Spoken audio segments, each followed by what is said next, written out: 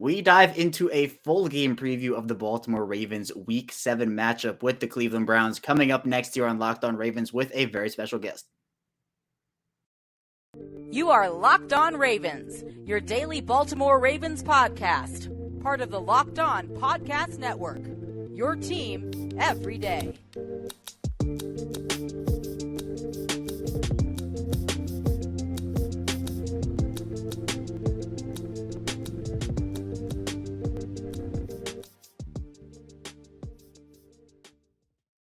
And we returned here with another episode of Locked On Ravens, your daily Baltimore Ravens podcast. I'm your host, Kevin Ostreicher of Ravens Wire. We're here on the Locked On Podcast Network, your team every day. Thank you so much for tuning in, making us your first listen of the day here. We're free and available, again, on all platforms, including on YouTube. And today's episode of Locked On Ravens is brought to you by BetOnline. BetOnline is you covered this season with more props, odds, and lines than ever before. BetOnline, where the game starts. We're back. It's Purple Friday. And back here with us after a week of technology-filled issues, but technology will not get the best of us today. It's Qadry Ismail, former Baltimore Ravens wide receiver and Super Bowl champion. And Q, again, I wish we were talking under better circumstances. The Ravens, they fall to 3-3 in Week 6. They have a huge divisional matchup here in Week 7 against the Cleveland Browns. I mean, it's really, I think this is the most important week of the year here, from Monday to Monday, including this Sunday matchup with Cleveland.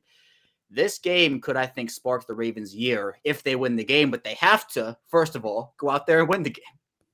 So it's interesting because obviously everyone wants to quote Bill Parcells' famous quote that he said, "Hey, you are what your record says you are." So, let's look at it and stare it down the barrel. The Ravens are 3-3. They're just a 500 team. Now, how do we grow and go from there if you're in that building and feeling like you're a really good football team? And I think the biggest thing that we've seen from this team and looking square in the crosshairs is the Cleveland Browns and the division and everything. It's all right there before them. But the magic word is, can you finish? Are they going to be in a position where they're going to finish the game and get a victory? That's the bottom line. And I think that's the biggest elephant in the room of the three losses. Their inability for 120 seconds or so, someone calculated that the Ravens relinquished the lead. They were doing extremely well up until, the different games, that they were in the lead, and they, for whatever reason, squandered it and wasn't able to maintain it for 60 full minutes. And that is basically where we're at. And I think you're absolutely right, Kevin. If this game does not turn out, I mean, you're looking at an extremely short week, and then you're going to an NFC opponent.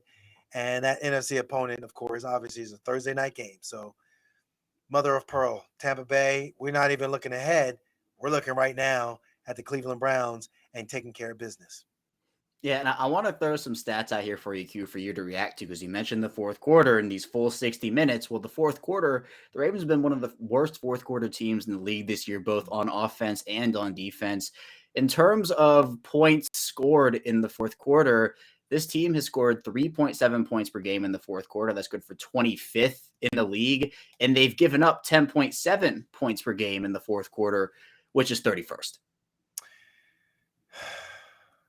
Okay, now that I sighed, I think it's one of those things, Kevin, where like the good teams that you've seen historically, like they just like crush you in the fourth quarter. They make no mistake about it that whatever you thought you did in the first quarter, whether you deferred in the second half or whatever, like they just know they get on a roll and they get hot and they put you away. And if you're, of the persuasion of, well, the Ravens must be just like to tease us or something, because you look at like it looks like, oh man, this is gonna be a rat kill, or man, it looks like the Ravens have gained total control. All right, here we go. And you can even reference back to the Miami game where you just like, yo, this is going to be on, and what's going on? We obviously talked about some of the communication failures, but the Bills game where you're just like, yo, these guys, I mean, man, this is a top ranked team, and Oh, you gonna set the okay? What the heck? You just got Josh Allen. Like why?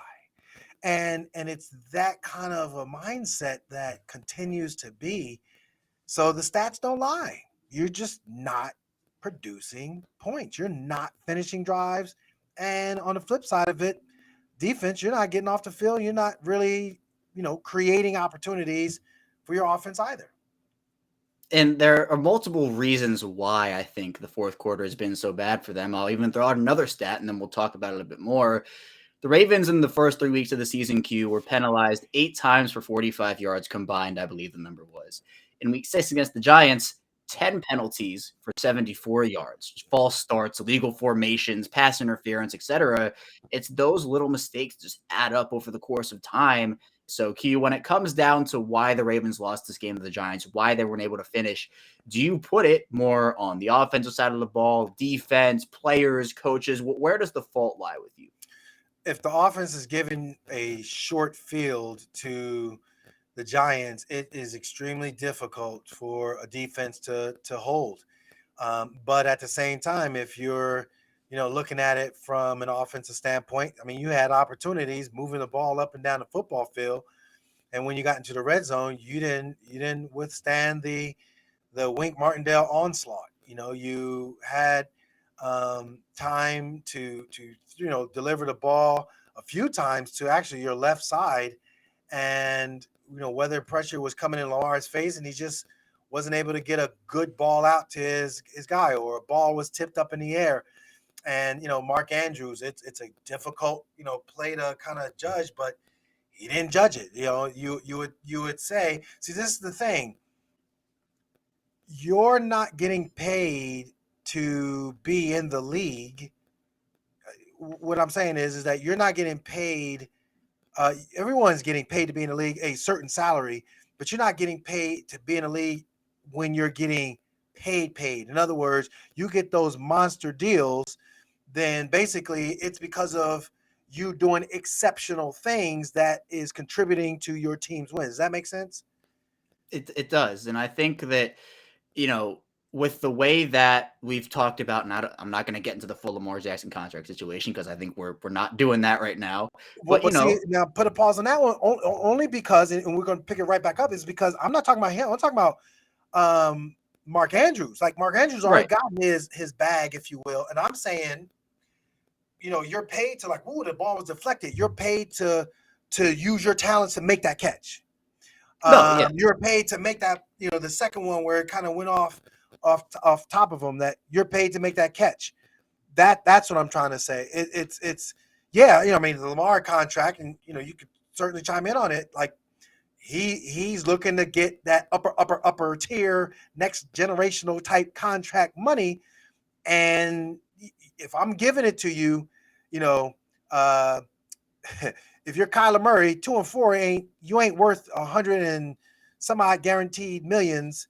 If we 2-4, Russell Wilson, you ain't worth the amount that you got paid. If we 2-4, like we gotta like be that next level, team for us to justify paying you that amount of money. And so, yeah, Lamar, um, in the fourth quarter in general, and specifically to your point, to the Giants game, some misses there that, yeah, you need to clean up if you want to be that upper tier, elite guy. Right, and I was doing like a different perspective. So Andrews has already gotten paid that money, right? He's paid to make those plays. Lamar is looking to get paid to make, big throws in key situations, and those key throws help him. But what doesn't help him are the mistakes that we have seen over these past 3 weeks so far. Where look, there is no doubt in my mind nothing that says to me that he's not a good quarterback. He is a great quarterback. He is someone who's going to get paid a lot of money, and he's going to earn that money. But to get what he wants to get, some of those throws don't help him in that situation. So it's different when, obviously we talk about a player in Andrews who has gotten paid. And look, Andrews, he is the offense right now in terms of the pass offense. He is, he had 7 catches, 106 yards and a touchdown. The rest of the offense, the receivers in particular had 5 for 45. So yeah, Andrews is paid to make those big catches. I know it was a super tough angle and everything. The ball was tipped and whatnot. For Lamar Jackson, sometimes the best throw is just to throw it away in those situations, and that will you live to see another down. And so I think for the Ravens, it's those mistakes, and it goes across the board. It's not just a Lamar Jackson thing, not just a Mark Andrew thing. It goes all across the players to the coaches. The coaching staff's a whole different thing where it's like you run the ball so well, and then you get to the Giants' 5-yard line, you throw the ball 3 straight times. So it's stuff like that where everybody has to take accountability, and these players are paid to make the big plays, especially the star ones. But I do think that, players can have bad games here and there. But the thing is, I think this team right now, the roster is not perfect, but I do think they're too talented to be a 3-3 football team right now. Yeah, I mean that's what it all comes down to. Your talent, your coaching, love them or hate them, debate. But I think they're a well prepared football team. Well prepared meaning that by and large they're not doing just a gross mistake type filled, just sloppy, we don't hold each other accountable type of a run ship. Morgan Moses, you got to be held accountable for a defensive line shift, and you somehow feel that they're going to cause you to jump off sides, and I mean, better. Like you've played in MetLife, so what crowd noise or what scenario that D-line shift that the coaches haven't gone over with you, what is it that caused you to lose that focus, the illegal shift, from a I don't know, from a referee standpoint, you're like, huh? That kind of costs the Ravens. So I get it. I think if it was just consistently sloppy play over and over and over, then game in and game out, or quarter in and quarter out. We're talking like 120 seconds, of dysfunction. Otherwise, they've had leads, like really good leads, and they've played really well. The lack of finish is something where, you can spread that blame across the board. It's not just Lamar. It's not just Mark Andrews. Somehow, Morgan, somehow, Tyler, somehow a receiver, somehow, Patrick Queen or Kyle Hamilton or D-line lack of pressure, or, I almost got there, dang it, all those things lead you to 3-3. So for you and I, what we're talking about right now is to not get it twisted, bro. We on the same page. Like, hey, we think there's talent on this football team. We think that this team should be better than 3-3, but they got to eat it because of those things that we just finished talking about. Right, and we're going to talk in the second segment about how the Ravens can overcome what they have, it's self-inflicted stuff, how they're able to overcome that and more in Week 7 against Cleveland on the offensive side of the ball first. So be sure to stay tuned. We still have a ton to talk about here on Locked On Ravens. But first, I do want to tell you a bit about SimpliSafe. And here are 3 of many people's favorite things. You got football again, obviously, and then saving money. So let's talk about saving money right now with SimpliSafe Home Security. They're offering Locked On Ravens listeners 40% off their advanced security system. SimpliSafe was just named the best home security of 2022 by U.S. News. They love it. So many people love it, and I know you will love it too, because SimpliSafe, your safety is the only thing that matters. And with 24/7 professional monitoring, when a threat is detected, SimpliSafe's monitoring professionals promptly contact you and dispatch first responders to your home, even if you're away or unable to respond. They have 24/7 professional monitoring that costs under $1 a day. That's less than half the cost of ADT's traditional professional installed plans. And SimpliSafe blankets your home with protection with advanced sensors for every room, window, and door. There are AC security cameras for inside and outside your home. There are smarter ways to detect motion as well. The only alert you when a threat is real, and even hazard sensors that instantly detect fires, flies, and other threats to your home. Don't miss your chance to save big when you protect your home with the best. Get 40% off your order when you visit SimpliSafe.com/LockedOnNFL. Customize the perfect system for your home in just a few minutes at SimpliSafe.com/LockedOnNFL. Go today. There's no safe like SimpliSafe. We're back here with our second segment of Locked On Ravens. Kevin Oestreicher is still here with Qadry Ismail. And Q, again, Lamar Jackson I think we start with him on the offensive side of the ball always because I think he literally is the offense. He's a player that the scorching start it cannot be, I think, underestimated. He played like an MVP those first 3 weeks, was the leader in the MVP conversation. These last 3 weeks, though, have not been as impressive. We've seen more mistakes, more overthrows, this, that, and the other. And look, no player in the NFL is a perfect player, right? Nobody, no matter how good or how bad they are, there are going to be bad games. I have confidence in Lamar Jackson. I always have. I think he will be able to bounce back from these last 3 weeks. And I think what a week to do it against the Cleveland Browns at home, divisional matchup against a defense that has struggled a lot. They currently rank 6.8, or they rank 25th in the league with 6.8 net yards per attempt given up. They rank 26th with 5.0 yards per attempt on the ground given up. So this is a bottom 10 defense in both categories. I have confidence in Lamar Jackson, and I think he's going to bounce back in this one. But Q, my question to you is how does he do it? And almost, do you feel like he's in his own head over these last 3 weeks? So I think from a competitive standpoint, there's no greater competitor. And the way in which his skill sets are, mentally, he, in my mind, is always like, okay, I'm going to adjust and adapt and watch. I think he just has that charismatic way about him that says he will overcome. Again, when it comes to the Cleveland Browns, he's had some really successful games against them, and at the same time, this is a scenario where, when you look at Cleveland, they come at the right time because they themselves, like you're saying, they've had their struggles, but I know there's talk that both Jadeveon Clowney and Myles Garrett is going to be back from injury or whatever. Which I'm like, dang it, because I think from a pressure aspect of things, those two dudes, they're special players. I think this is something where potentially you can, nullify what they do based upon the fact that Ronnie Stanley has been playing outstanding. Every time he's in there, and you just watch his technique and his, he makes fundamentals look fundamentally easy.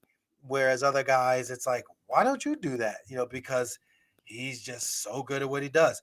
But with that said, yeah, I just think that this defense, as a whole, there are opportunities to exploit it, and it's a matter of not allowing momentum to shift.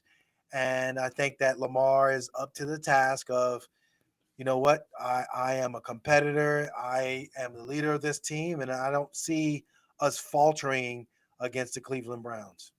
Right. And with players like Lamar Jackson and Mark Andrews, who we talked about in the first segment, just because we identify their mistakes and criticize certain mistakes does not mean we don't still believe in them as players. We still don't think they're great.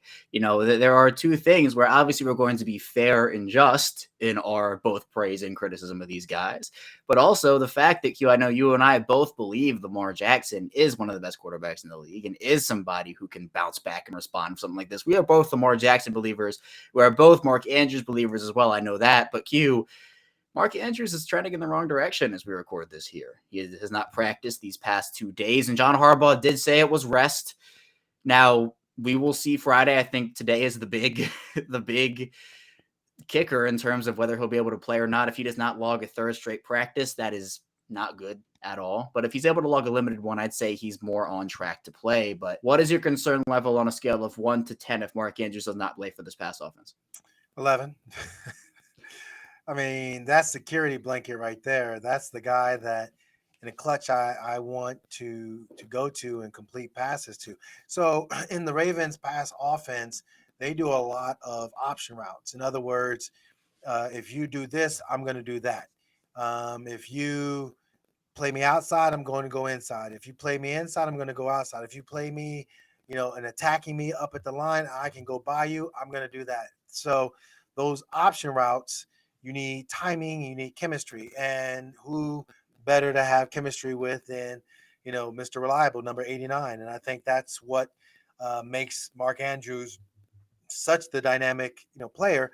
But you don't really see the option route freedom from other players. And so, is that a Greg Roman thing?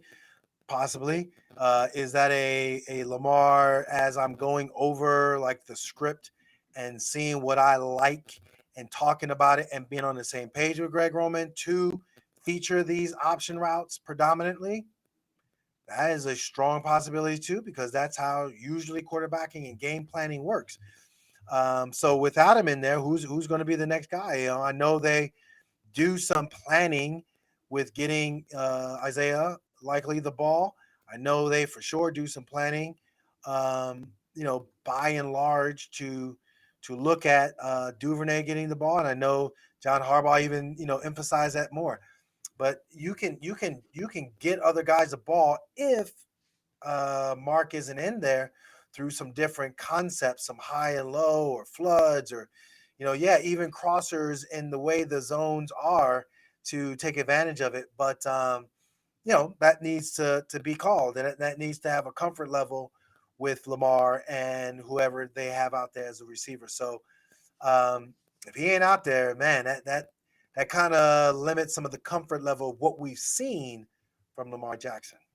Right, and other offensive playmakers who have popped up on the injury report. J.K. Dobbins has not practiced these first 2 days. We'll see his status for Friday, what that is. Rashad Bateman's logged 2 limited practices. That is a sign in the right direction. We'll see what he's able to do. And Justice Hill, 2 full days. So it feels like we might be getting Justice Hill back on the field for Baltimore, which would be great. But Hugh, for Lamar Jackson, in terms of comfortability, I think Ronnie Stanley's helped a lot on the offensive line. He's looked great in the limited action he's played, and obviously on the pitch count. Going up against Myles Garrett in this one, those two have had a lot of good battles. How key is that matchup for you on Sunday? Ronnie Stanley and Myles Garrett? Yep. Oh, that's my CTV. Oh my goodness. I mean, like if you're a purist, I want to see it. I want to see what it looks like.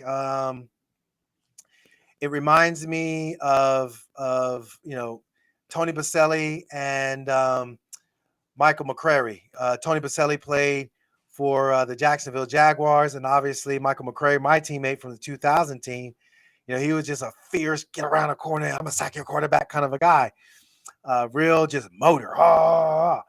And not quite the specimen that Myles Garrett is. Don't get it twisted. But Tony Baselli, I believe he got the Hall of Fame nod, if I'm not mistaken.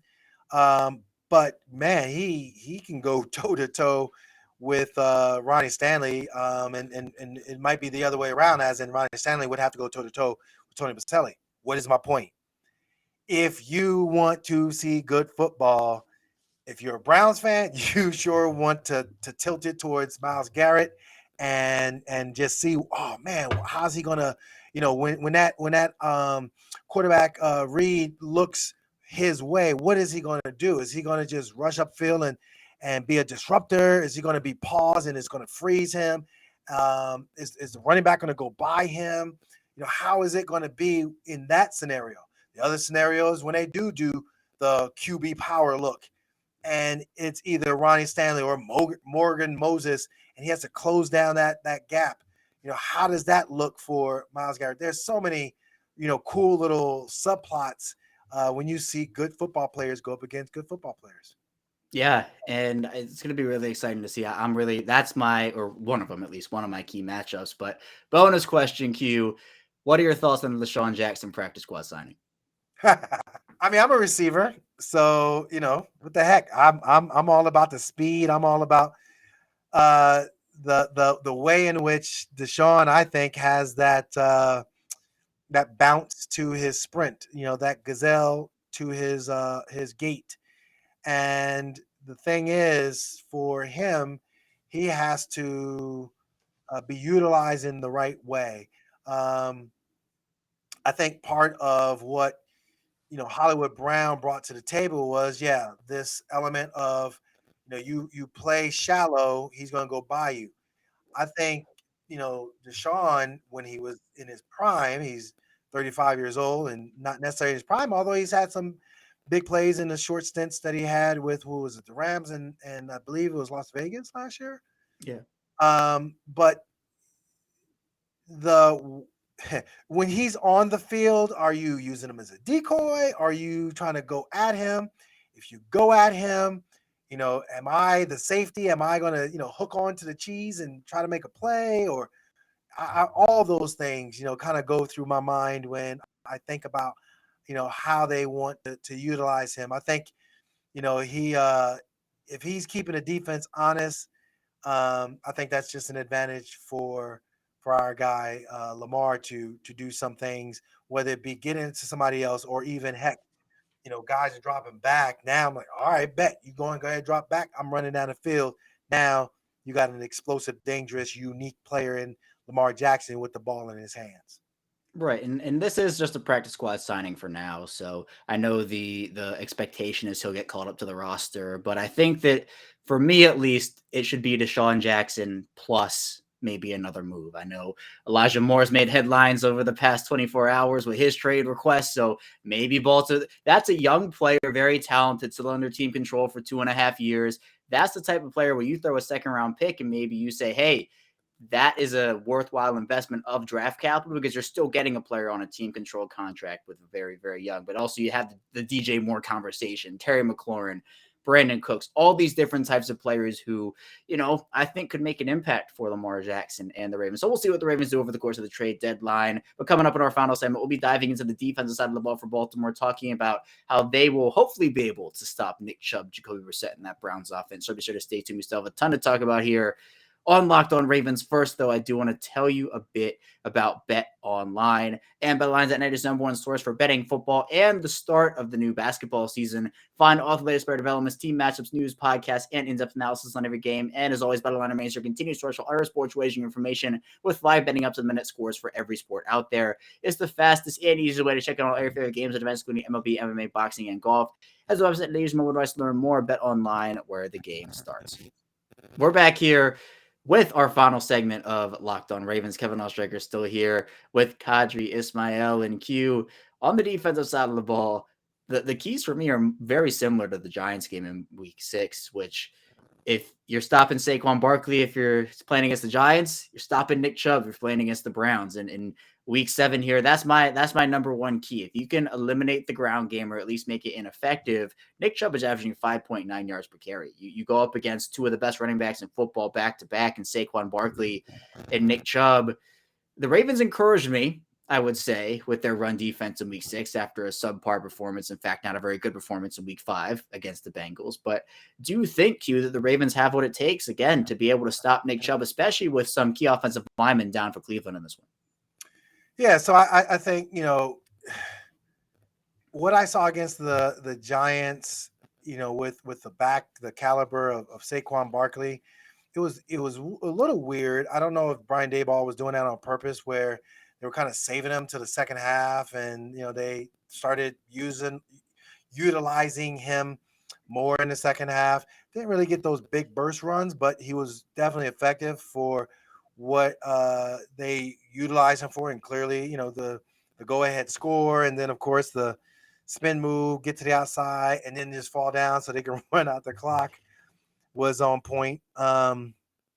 Nick Chubb, Kareem Hunt, they are that dude. Nick Chubb is an upper tier, big dog kind of a back. No question about it. When it comes to Saquon Barkley, he can Nick Chubb right there with him. Matter of fact, I think just because he didn't have the injuries and all the things, like Nick can take it, Nick can take it to the house on you. The thing is, you just got to be real disciplined and like you got to be assignment oriented. You a safety coming down in the box, woohoo! Bring the big boy pants, bring the lunch pail and hard hat, because it's gonna be that kind of a day. And if you're a linebacker, this is how you kind of put on film what kind of linebacking core you are by going up against a Nick Chubb and solidifying the fact that he couldn't just run all over you, and you being disciplined but yet hard nosed, saying, yeah, my presence was felt. I mean, he's gonna get his, but my presence was felt. I think that's kind of how you gotta approach the talents of a Nick Chubb. And he's such a weapon on that offense. And I think when you look at the Browns offense, the other ones that I key in on, at least, they're Amari Cooper and they're David Njoku. So you have a running back, a wide receiver, and a tight end. Jacoby Brissett, and I know Browns people who I've talked to this week, it's, kind of the same sentiment. Jacoby Brissett is who Jacoby Brissett is, right? Like you understand what that is with him. So if you can take away his top target in Amari Cooper and another top target in David Njoku, and you say to him, let's see you beat us with Donovan Peoples-Jones or with David Bell or with some of these other guys, that's key for them. So it's a tall task to say, hey, just completely eliminate the top three weapons on the Browns offense because they are talented. But I think when you're talking about that, it comes down to the secondary in Marlon Humphrey or Marcus Peters, whoever's on Amari Cooper. I'm assuming, both guys will probably get a crack at him. And then David Njoku, can the linebacker step up? Can the safety step up? I mean, who are you looking at to stop Njoku, Q? Is this a Patrick Queen game, a Chuck Clark game? Where are you looking there? Yeah, that's going to be the big test, I think. Depending upon how they line up Njoku, I think we could see a mixture of both safety, whether it be, like you said, Clark, Stone, whomever, um, maybe Kyle Hamilton. And I laugh, not trying to be snarky. I just know he's a young player and he's having some, growing pains when it comes to covering guys, and saw a little bit of that, in the Giants game. But with that said, yeah, I think I would look forward to the test of Patrick Queen trying to go up against Njoku. That to me, I think would really be cool. And then, if you look at Amari Cooper, like I think Marcus Peters and uh, uh, uh, it's not that they get bored, but I think that they get bored. Like I just think that they're, Marlon and him are just so good. And I think if it's not like an immediate challenge, I just didn't think that, from a receiver standpoint, the Giants just had another guy out there. It wasn't like, but if you got like a Amari Cooper and, I don't know if there's some level of, Alabama kind of back and forth still, although, Amari obviously was king of the hill, big time. And Marlon, he held his own, but, Amari was Amari. But I think that there'll be a little bit more like, okay, yo, bro, this is like, there's some bragging rights here. Come on, let's see what you got. Similar to what they did when they went up against the Cincinnati Bengals and you had Jamar Chase and company. I think that's where you'll get a little bit more excitement from the corner. So I'm curious to see what the matchup is, but I would say the Ravens have a chip on their shoulder, and I think that chip on their shoulder, Amari is going to be on the wrong side of it, which is going to favor, I think, the Ravens defense as a whole. Oh, we speak of bragging rights. Let's do predictions. Let's talk about what you think and where this game is going. Now, I know for a divisional matchup like this, again, I've said it all week, you're not going to get eliminated from the playoffs in week 7. But I think it goes a long way based off of the team struggles. This is a huge game for them. If they win, I think it could spark plug their season.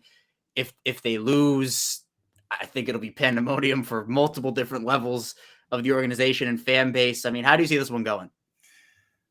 I mean, there's just no other way. I didn't expect them to be 6-0, but seeing the way they looked as far as being in games, certainly 5-1, 4-2 were not out of the realm of possibilities. So I do not see them losing this game. I honestly think this is going to be, division opponent, check off the box. Quarterback not upper tier, check off the box. Lamar Jackson saying that he and the offense is pissed off, check off the box.